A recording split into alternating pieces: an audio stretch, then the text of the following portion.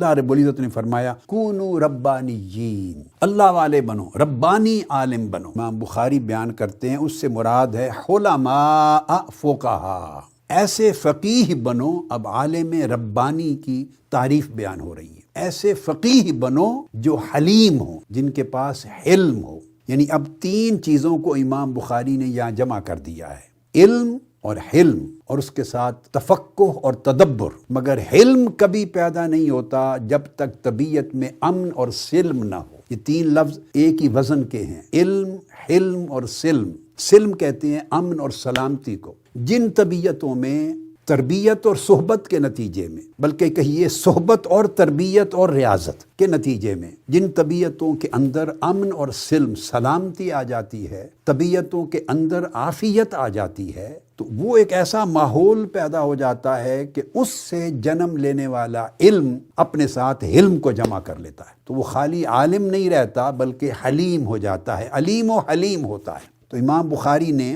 حضرت عبداللہ ابن عباس کا یہ قول بتایا ہے کہ وہ فرماتے ہیں کون ہیں علماء ربانیین؟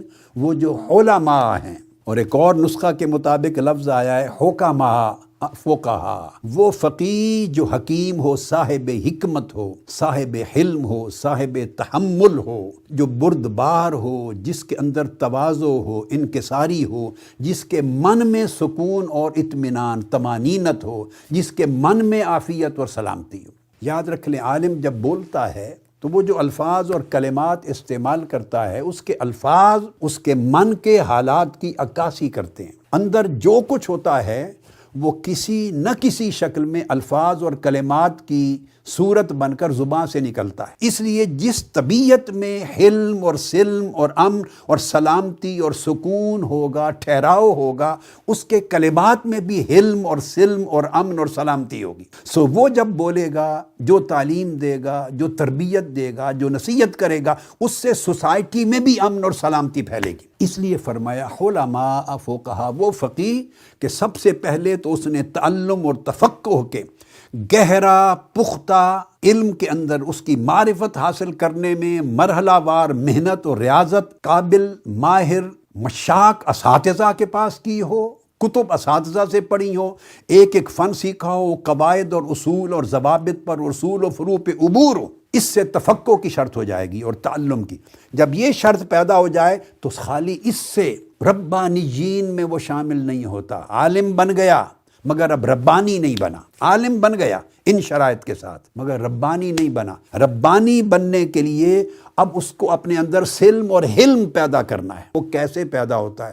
وہ علم سے پیدا نہیں ہوتا، وہ ادب سے پیدا ہوتا۔ یہ دو ڈیفرنٹ راستے ہیں، ہے آپس میں جڑے ہوئے، ایک دوسرے کے ساتھ انٹر ڈیپینڈنٹ ہیں، ریسیپروکلی انٹر ڈیپینڈنٹ ہیں، ایک دوسرے پر ان کا انحصار ہے، جڑے ہوئے ہیں مگر الگ الگ ان کی آئیڈینٹیٹیز ہیں۔ اب یہ جو پہلو ہے کہ حلم، علماء کیسے بنے، ربانی کیسے بنے بندہ۔ ربانی کا عام لفظوں میں اردو میں ہم کہیں گے کہ اللہ والا عالم بنے، عالم باللہ بنے، عارف باللہ بنے۔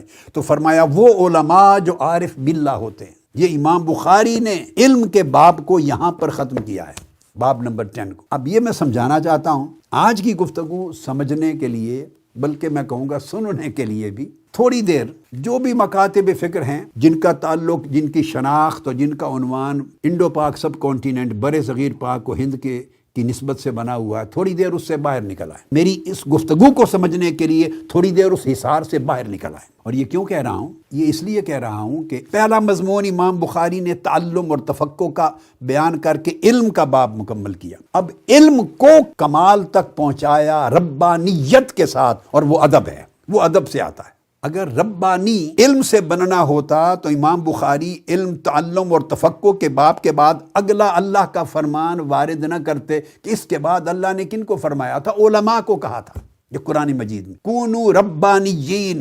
اب عالم تو بن گئے ہو، تورات کا علم تھا، انجیل کا علم تھا، کتب سماوی کا علم تھا، اس طرح جن کے پاس قرآن کا علم ہے، سنت کا علم ہے، بھئی عالم تو بن گئے ہو، اب ربانی بھی تو بنو، اب اللہ والے بنو۔